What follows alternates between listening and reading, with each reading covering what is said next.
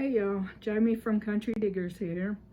Since I'm taking the month off from detecting and dump digging and things like that, I planned on doing a couple of videos about the history of the finds that I have found.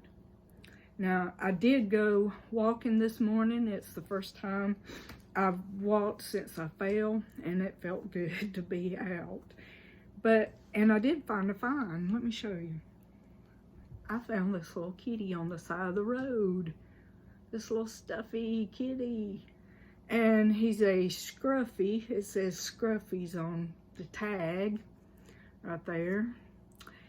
And I like finding these stuffies, especially the ones that I can clean up really good. So that was a good find right there. But we'll get into the history. Now, the history of what I'm talking about is Red Goose shoes. Now, me and Tara, we went to our Digger's Wonderland, and I found this one, the Red Goose shoes. It's a coin bank.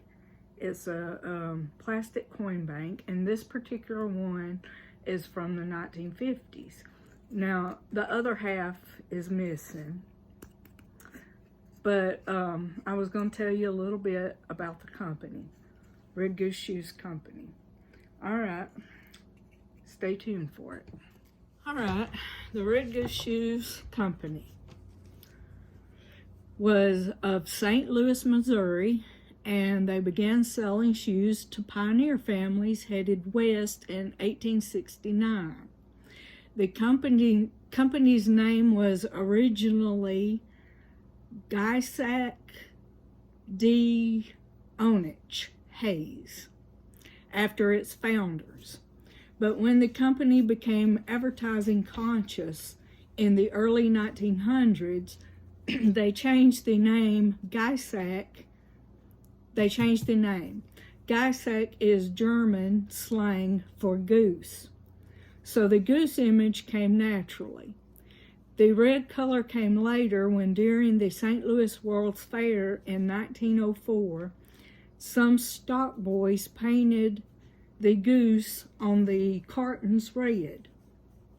The head of the company liked the idea, and so Red Goose Shoes was trademarked in 1906.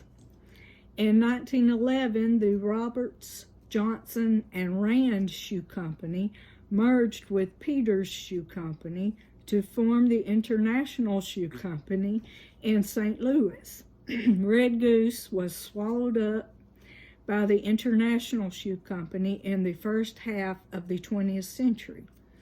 International Shoe Company dropped Red Goose, and by 1953, International Shoe Company changed its name to Interco and brought Florsheim shoes.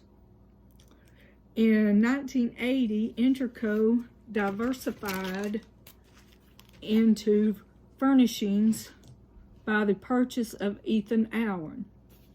In 1984, Interco began a rationalization of its portfolio, shedding most retail and footwear businesses. And a decade later, Interco sold off the remaining footwear business. Then in 1996, Interco changed its name to Furniture Brands International to reflect its new focus on furniture.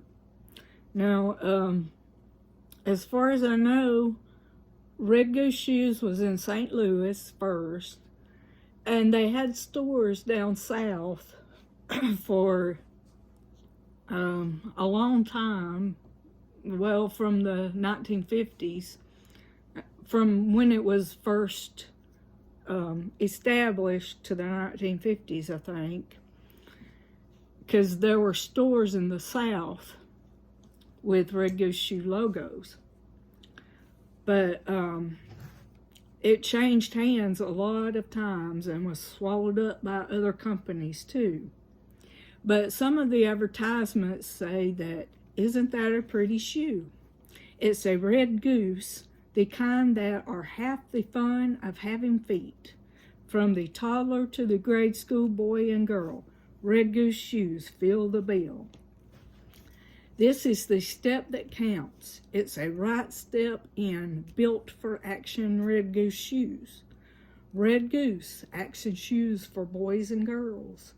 Now, I'll put some of the advertisements in for y'all to see too. So that is the history of Red Goose shoes. Thank y'all for watching. Bye.